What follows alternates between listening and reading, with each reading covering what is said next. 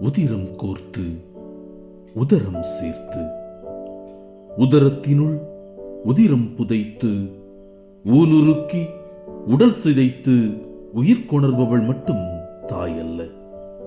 அன்பு காட்டி அறிவு புகட்டி நலம் பேணி மாண்பினை கற்றுக் கொடுத்து மனிதனாக்கி மதிப்பு கூட்டுபவளே தாய்.